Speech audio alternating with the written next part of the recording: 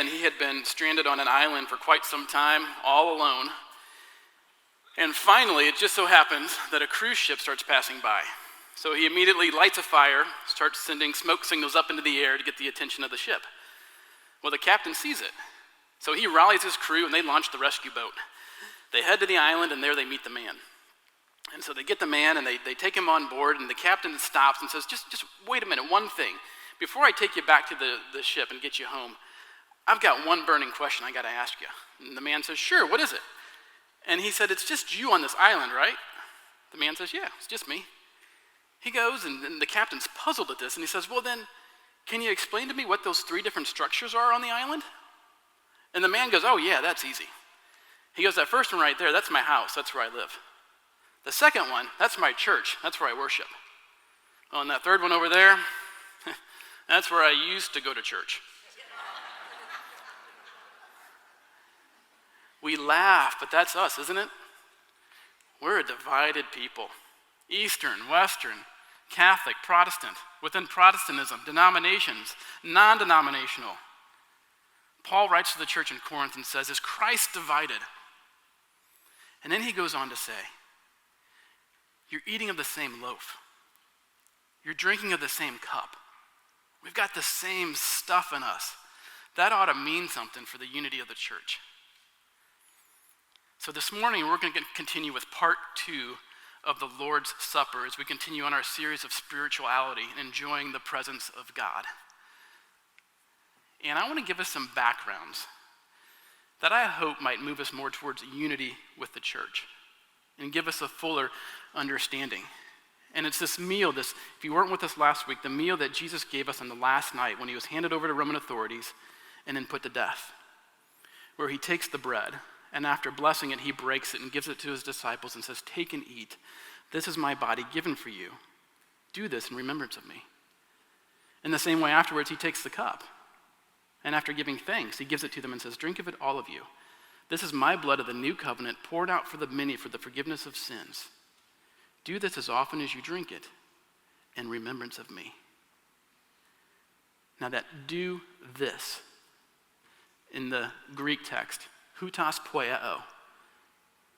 As one scholar remarks, it is a established phrase that refers to the repetition of a rite.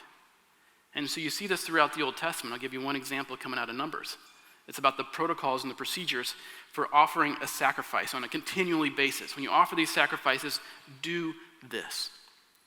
That's why we do this on a continual basis. That's why the church has done this for 2,000 years and why we do it even today. But as we said last week, for the first 1,500 years of that, the church believed across the board that in some way Christ was present in this meal, that he meets us in it. And they couldn't quite explain it. And that's why it's called a sacrament. And they were using that word sacrament in the Latin to translate the Greek mysterion. It's a mystery. We don't have to know all the details when we're dealing with an infinite God. But he's in it. Even when the reformers come along, guys like Luther and Calvin, while they were reacting to some of the abuses of the Catholic Church, at the same time they said, but you know what? We're not going to depart from that. Christ somehow still meets us in this meal. And then you had a guy by the name of Ulrich Zwingli, a Swedish scholar and theologian and reformer, who said, no, this is just a memorial. We just remember, we remember that Christ died for us. And he set the church on a slightly different path. And if this meal is just a memorial, if all we're doing is remembering that Christ died for us, well, then it would make sense that we would have some gap in between the frequency in which we observe the meal. But if there's more to this, then maybe it makes sense that we do it more often. If Christ really does meet us, if he's present in the meal, if he unites us as his one body, if he nourishes our spirits, giving life to our soul and our body, if it's how we apply the benefits of his one and perfect sacrifice to ourselves in a very personal way, well, maybe we do it more often.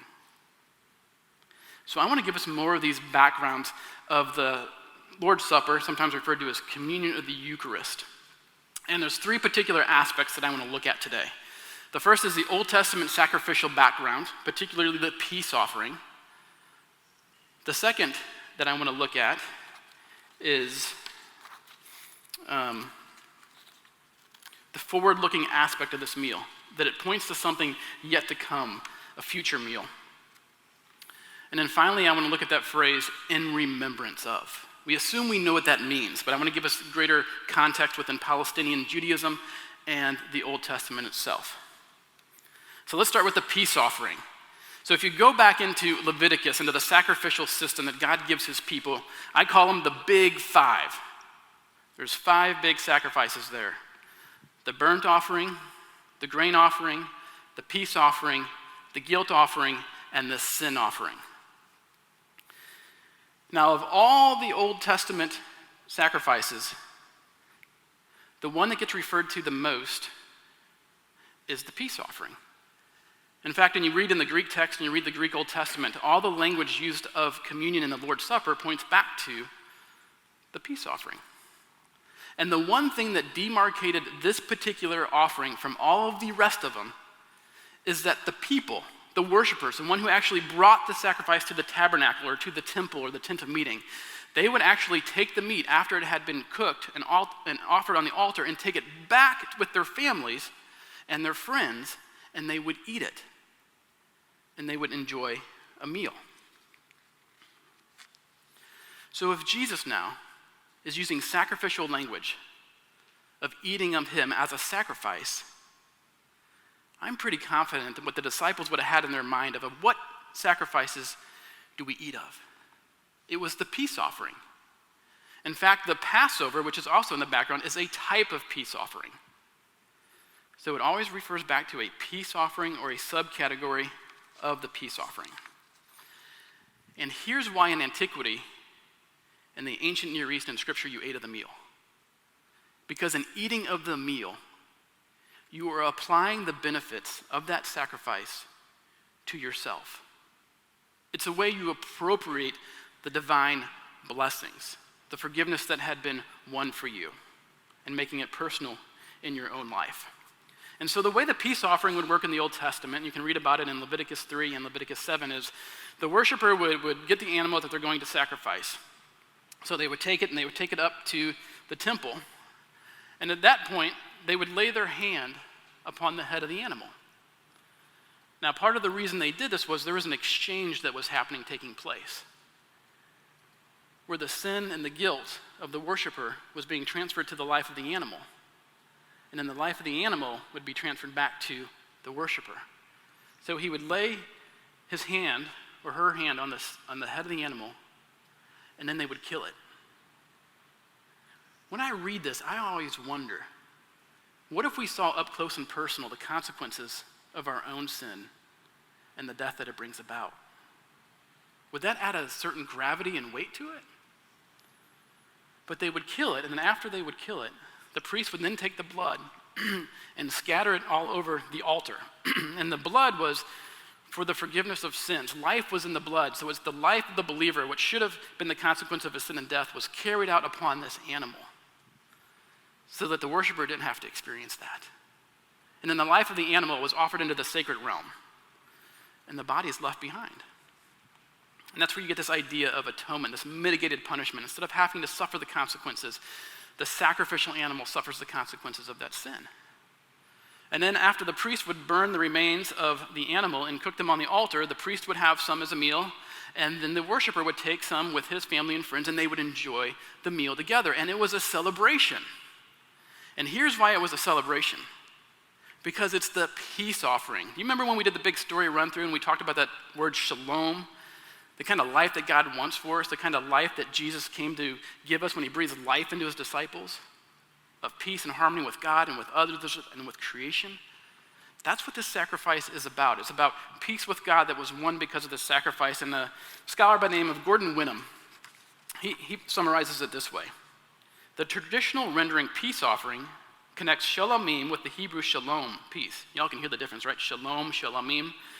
Peace in Hebrew means more than the absence of war. True peace means health, prosperity, and peace with God. Salvation. This understanding of the peace offering, accepted by a number of ancient and modern writers, seems to do the most justice to the Old Testament evidence. All of that comes together in this meal, and that was cause and reason for celebration. And of all these big five, the peace offering was the most versatile. The worshiper could bring that as they wanted, with the frequency that they wanted to bring it. And there was 3 different variations that are outlined in Scripture, specifically in Leviticus 7, of why you might bring one of these peace offerings. The first one is a confession offering. If you were in some kind of predicament in your life, you're facing something and you think it might be because you may have sinned or offended God, you'd bring a peace offering. Or if you knew you had messed up and offended God and sinned, you would bring the peace offering. And you would offer it up. And you'd experience the forgiveness and the gift that God had made available through the sacrifice. And then you'd go and you'd share that meal with your family and friends. Can you imagine that? If I mess up and I go offer a peace offering and then I'm inviting you over for a meal and you're like, hey, Pastor Matt, why are we enjoying this meal? Well, it's a little awkward. I tell you about my sin. And then I say, you know what? But I'm forgiven. I have the blood of Christ. I've been made new and clean. And nobody's going to balk at that. You know why? Because next week we might be at your peace offering. It really levels the playing field. So that's one of the reasons you might bring a peace offering. The other is as a vow offering. So this is often when something is so serious to you that you're going to engage God and say, God, this means so much to me that if you do this, in return, here's what I'm going to do. And you would do that in the context of a peace offering, or offering the peace offering might be what you're going to do in return out of gratitude for what God does. The clearest example of this is in 1 Samuel 1 in Hannah. You remember Hannah? Man, she wanted a child. And so her family goes to offer a peace offering. And during that offering, she does business with God. She says, God, if you give me a son, here's what I'll do. I'll dedicate him to lifelong service to you. God answers, and he does it. After the child is weaned, she returns and offers another peace offering and gives her child to the service of God. She fulfills her side of the vow, just as God had fulfilled his. And this vow aspect is why this meal, the peace offering, was the meal that was used at the conclusion of a covenant.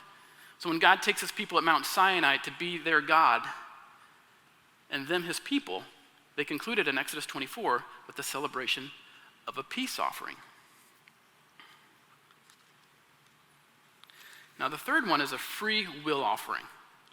So this one you might might just be a spontaneous expression of, man, I have experienced God's generosity and his goodness in my life. It was completely unexpected.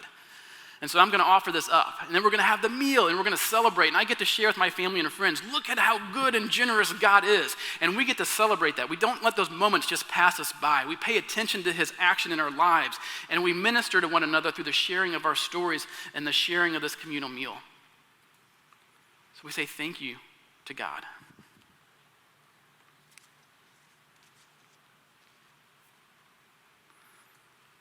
And we do it as a community.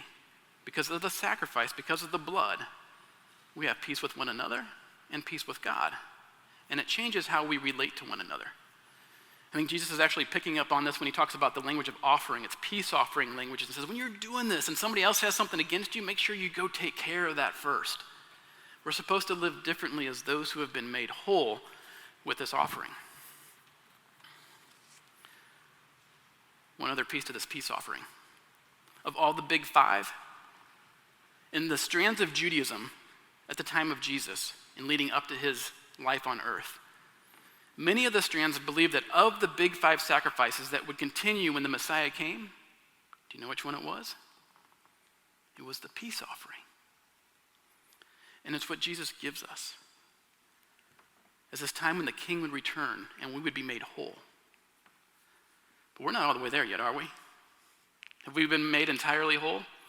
No, but we're on the way. See, there's a forward-looking aspect to this meal that looks ahead. So I want to talk about that for a minute. This meal that serves as a signpost, as a meal that is yet to come. And so meals, this idea of feasting and drinking, it's big ever since the beginning of scriptures. In Genesis 1, what's the first thing that God does? Says to the couple, every seed that's yielding seed, every fruit, every tree that has fruit in its seed, I will give them to you for food. He feeds them. Now this would stick out to you if you lived in antiquity, because in the ancient Near East, there were other creation accounts. But the gods of the other creation accounts, the false gods, you know what they did? They created humans so the humans could serve and feed them. Our God has no need of that. But in his generosity, he feeds the first couple. And these feasting before God in the presence of God, it continues throughout the Old Testament. You see it at the making of covenants in the book of Genesis. And you see all these meals, which are types of peace offerings in the book of Deuteronomy, where they're celebrating and they're rejoicing in the presence of God. Their whole households coming together and sharing these meals. And this meal begins to take on this future flavor as things kind of go south throughout the story, to the point where the prophet Isaiah says there's going to come a future feast when the king returns. Isaiah 25, 6-9. A feast of rich food, a feast of well-aged wine, of rich food full of marrow, of aged wine well refined. And he will swallow up on this mountain the covering that is cast over all the peoples, the veil that is spread over all nations. He will swallow up death forever, and the Lord God will wipe away tears from all faces, and the reproach of his people he will take away from all the earth. For the Lord has spoken. It will be said on that day, behold, this is our God. We have waited for him, that he might save us. This is the Lord. We have waited for him. Let us be glad and rejoice in salvation. Now you may be picking up on some of that language. Death is no more. Tears are wiped dry. The nations are all returning. Folks, this is Revelation. This is the end of the story that Isaiah is looking towards when the king returns, when all things are made new. And this was the expectation leading up to the time of Jesus, not just in the prophets, but when the prophets had ceased, and that when we talked about that intertestamental period between the Old and New Testaments, this was the Jewish hope. This was the expectation. We see it even in the Dead Sea Scrolls. So the Dead Sea Scrolls, they were found between 1947 and 1956 in the caves just above the Dead Sea. And they preserved the Hebrew text for us of the Old Testament and these ancient Jewish writings. And what we see in there is this expectation that when Messiah comes, he's going to bring a meal with him. I'll give you just a portion of it. When God engenders Messiah, he shall come with them at the head of the whole congregation of Israel. And then the Messiah of Israel shall come, and when they shall gather for the common table to eat and drink new wine, when the common table shall be set for eating, and the new wine poured for drinking, let no man extend his hand over the first fruits of the bread and wine. For it is he who shall bless the first fruits of the bread and wine. Does that sound familiar? Taking bread and wine and blessing it? It's what Jesus does when he comes. And feasting is such a part of his ministry, so much so that he gets accused of being a glutton and a drunkard. False accusations, but he's inviting people in to eat with him as an image of salvation. And the people knew this. They picked up on it. So when he feeds the multitude in John 6:15, what do the people do? They want to take him away and they want to make him king. They knew what was happening. The Messiah was coming. He was returning. The messianic banquet, the meal, was happening. And it's what he gives us in the Lord's Supper. But there's two ways that the people thought about this in terms of time and our relationship to heaven. See, Revelation 19 talks about a heavenly banquet, the marriage supper of the Lamb. It's the fulfillment of what Isaiah was talking about. And we're on this timeline, but one of the ways of thinking about this is there is the heavenly realm of existence, of the angels, of those who have departed, the throne of God. And when we participate in this meal, we're already participating in that worship, in the banquet that has already started, that Jesus already started. In a sense that heaven is meeting us in this meal, but we're being elevated and participating in the heavenly worship. The early church, when you look at their liturgy, the things they would read in their worship together, the things they would say together, they knew this. I'll give you an example from a Greek text that goes back to probably the 4th century. It's the Liturgy of St. James.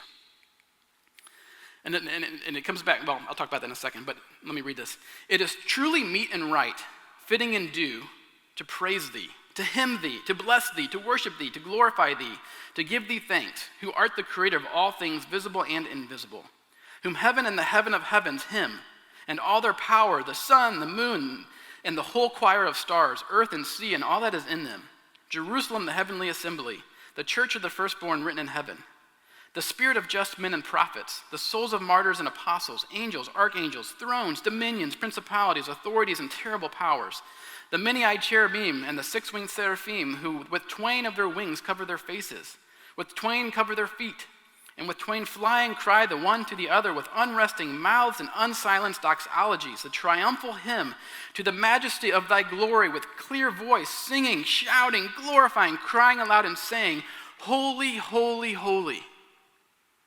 They picked up on the text of Isaiah 6:3 and of Revelation 4:8, where we're given a glimpse into the worship, where the angels and the saints cry out, holy, holy, holy. In this meal, we are participating in the already started heavenly banquet. But there's more to come. See, the other way that the church viewed this is that we're moving forward to that heavenly banquet. And when we participate in this meal, we're pulling that heavenly final banquet into the present moment. We proclaim the Lord's death until he comes. And at that heavenly banquet, at the end of all this, there is a judgment. And there is the assigning of eternal destinies. When we eat of this meal, and we trust what the Lord has done for us, we pull that future judgment into the present. We already know the verdict. It's the guarantee that those of us who will participate in this meal now are going to participate in it in the age to come. It's an assurance of the eternal salvation and life with God. That ought to do something for unity, shouldn't it? Take a look at some of the faces around you. When we eat of this meal, these are relationships that are going to stretch into eternity. We're going to share it again in the presence of the Lamb who was slain for us. That should inform how we care for each other, how we love each other, how we relate.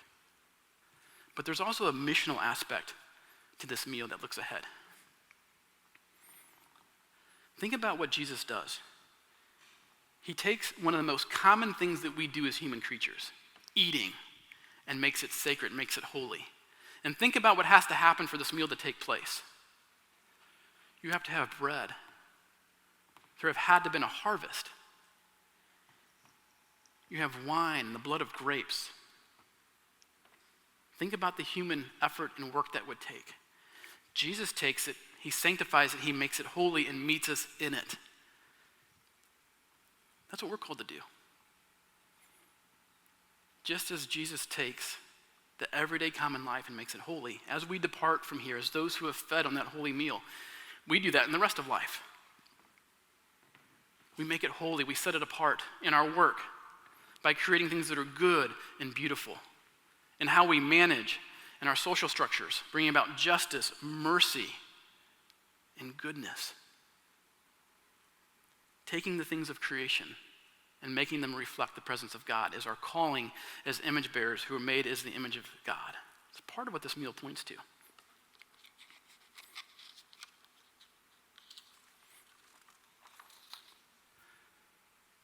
But it also looks back. Do this in remembrance of me. But even in this word remembrance, there's more than just looking back. That word to remember and remembrance, it does get used that way in the Old Testament. Deuteronomy 16:3, during the Passover meal, God tells the people, remember how God rescued you out of Egypt. But there's more to it than that. When we look at this phrase and its direct equivalence, in remembrance, it shows up in places like Leviticus 24, verses 7 and 8. Use of the frankincense and the showbread that was in the holy place in the temple. And it was a remembrance, but not for the people, but for God to remember them and to remember his covenant. A little bit later in Numbers, the people are commanded to blow trumpets over the peace offering, so that God might remember them. It puts the remembrance of them before the face of God. Meaning, God, remember your covenant. Remember us. Now that might sound a little strange, doesn't it? So, I mean, did God forget? Does he forget who I am? How does that work? This is what God has given us as a way to interact with him. That zacher, to remember in the Old Testament, is a covenantal word. When you remember, you act upon what it is you're remembering. When God sends the flood, he then remembers his covenant, and he sends the breath, the wind to dry it out. He's acting in faithfulness. So when we are asking God to remember, what we're saying is, God, I want you to remember me.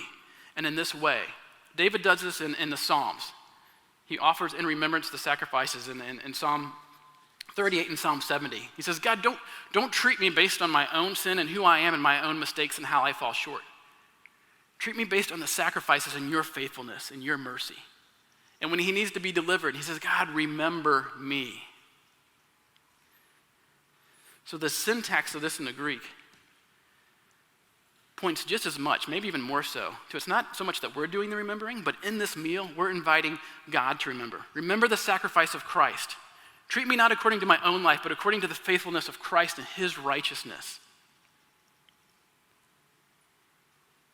Let it be a remembrance. It's how we interact with God in real time and say, God, I'm bringing this before you. This is so important during this communion. I know I've got your attention. That's why we bring our thanksgiving to him, our requests, our vows in the context of this meal.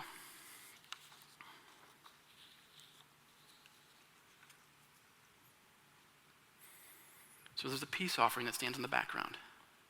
We eat of the sacrifice of Christ.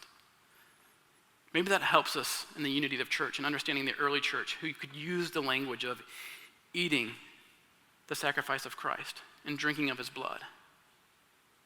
And being more at home with that language as Jesus himself was, as recorded in John. Unless you eat my flesh and drink my blood, you have no life.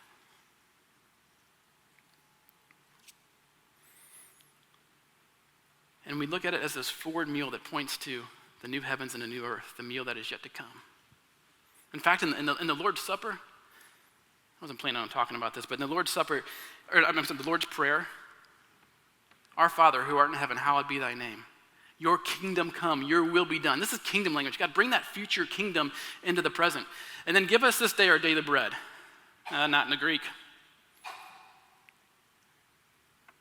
Give us tomorrow's bread today. The early church translated it this way. It's a rare terminology, and it fits with that kingdom theme of, God, give us the bread of this banquet. Give us that kingdom food today and make us a kingdom people. That's what we're doing in this meal. Strengthen us to be a kingdom people. Embolden us. May we have tomorrow's bread today. May that salvation on offer in the future come today. May your kingdom come today. May we be that kind of people. That's what's happening in this meal. So now the practical questions. So how often should we do this? Everything I can tell is the early church was doing this at least once a week. What I would like for us to consider as a church is to pick up our cadence a little bit.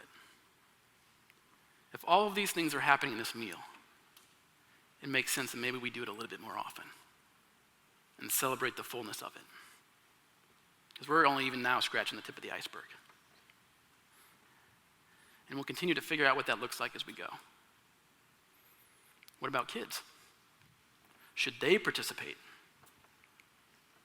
Well, the peace offering helps answer that question. I'll give you an example of one in Deuteronomy 14. God, in the place that he will choose to make his name dwell there, you shall eat the tithe of your grain and your wine and of your oil, and the firstborn of your herd and flock, that you may learn to fear the Lord your God always. If the tithe is too much to carry, then turn it into money. Then spend the money on whatever you desire, oxen or sheep, wine or strong drink, whatever your appetite craves, and you shall eat there before the Lord and your God and rejoice, you and your household. Over and over again, it's you and your household. And they're traveling to Jerusalem, traveling to the temple to do this. Are they leaving their little ones at home? Oh, heck no. They're right there with them. I like one scholar, he says this about that. He says, inculcating the fear of God could be achieved during a family meal just as much during the family prayers. And this is the family meal of the people of God. Now, the early church, if you read an ancient writing called the Didache, they would say, baptized children may participate in the meal. Makes sense.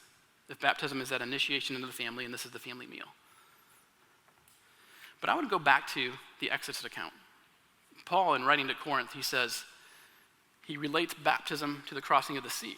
Now, there was a peace offering, there was a Passover prior to the crossing of the sea. Did those kids participate in that Passover? Yeah, they did. It was a learning experience. And it was before they'd crossed the waters. So we're going to talk more about baptism next week. But I think there's a place for children in this. So I would say children who have one or more believing parents, puts them in the covenant. Paul just has a little thing, and I don't know if you ever noticed it in 1 Corinthians 7:14. He talks to a woman who's a believer, but her husband is not. And he says it's your faith that makes your kids holy. They're included in the family until they give evidence to the contrary.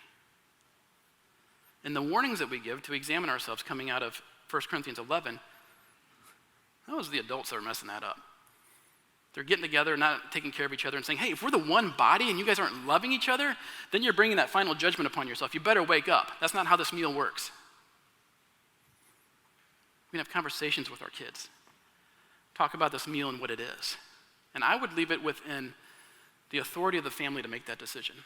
And we'll come alongside and equip you in any way we can with that conversation. Because under the covenant, the new covenant, there's the church, there's a state, and there's a family in terms of authority structures. So we will respect the family decision in participating in this meal. But based on the Old Testament context, I don't see any reason why kids aren't invited to the table.